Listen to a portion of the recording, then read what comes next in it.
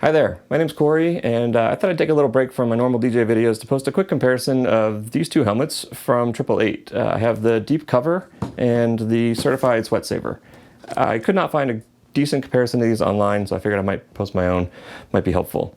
For a little context, I'm 40 years old, I've been skating on and off since my 20s, and I'll be using these primarily for inline skating, but also skateboarding and longboarding.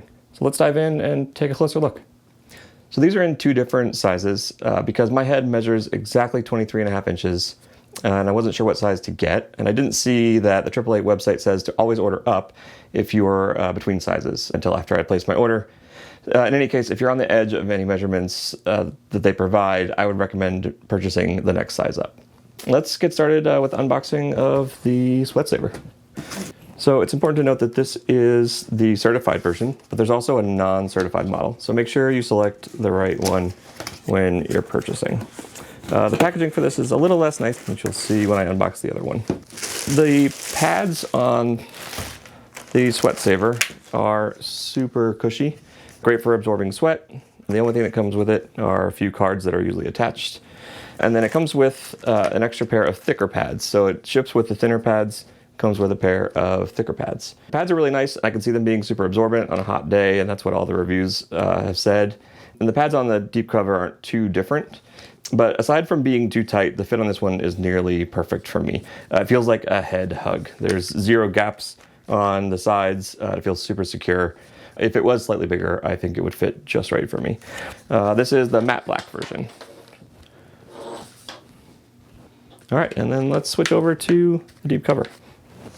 First things first, the Deep cover costs more, but it's packaged to match that price point. So it comes with a nice bag and a fit kit. The fit kit includes quite a few things. So there's a measuring tape to measure your head. There are 3 additional pads. So it comes installed with a 10mm pad. There's also a 13 and a 16mm pad, and a 16mm pad for the back of the helmet as well. There's 3 additional top pads. I've already put the 6mm in this one, but they come in 2, 6, 4, and 8. There's 8 fit adjustment squares. I've already got 2 of them in the helmet. Those are really helpful. And then there's this manual that just has some general fit information on the certifications. This is a nice addition that the Sweatsaver does not come with. So just to put these together, you can see that they're extremely similar in the fit from the front.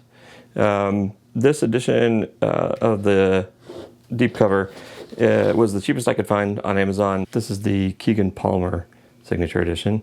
But other than that, I mean, they have the same airflow, they have the same front holes, the same pattern of holes in the top. The main differences come when you get to the back. They look fairly similar on the back, but you'll notice that there's an extra pad on the Deep cover, which I'll show you. So just to show the inside on the Sweatsaver, looks like that. And then the inside on the Deep cover is totally different. So there is a hinge in the back, which you can see in plenty of their marketing materials. So this piece of the back of the helmet hinges, and that's what kind of gives this cradle space to go around the back of your head and go down.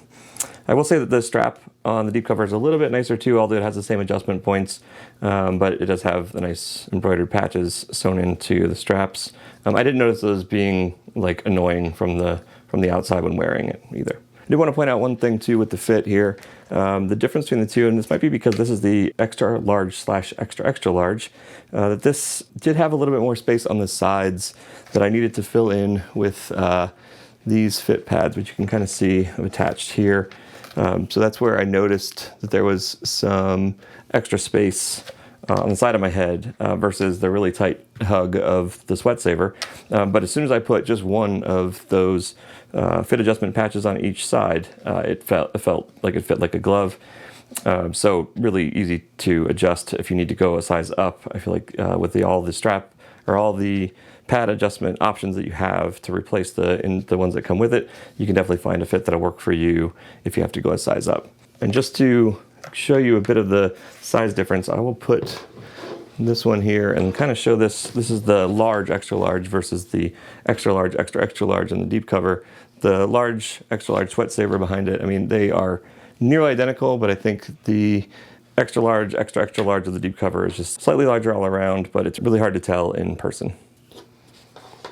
And one last thing to show, like I mentioned, the deep cover does come with a nice bag. It has a place to label it with your name. It's a pretty nice bag, and it fits really snug around the helmet. And I will jump over to some headshots so you can see what they look like on my head. All right, this is the Sweatsaver. You can see it has a little bit more of a gap above the eyebrow. So I'll just rotate around so you can see all the sides. So the Sweatsaver, I think if I had gotten the extra large, I probably would have enjoyed the fit better. However, I really appreciate the extra accessories with the deep cover, and I feel like that makes it worthwhile, especially when some of them are the same exact price. Now the deep cover. So the one that I got was $73, it's now down to $69.99. And the Sweatsaver was also $68.99, I believe. So given the two, if you value a really nice snug fit, the Sweatsaver might be the way to go. Deep cover takes a little bit more to get adjusted, but it does have a much lower gap above the eyebrow, and they call that out in the fit guide. But here's what it looks like. With the deep cover, you really just get more adjustability, and you can really customize that fit to exactly how you would like it.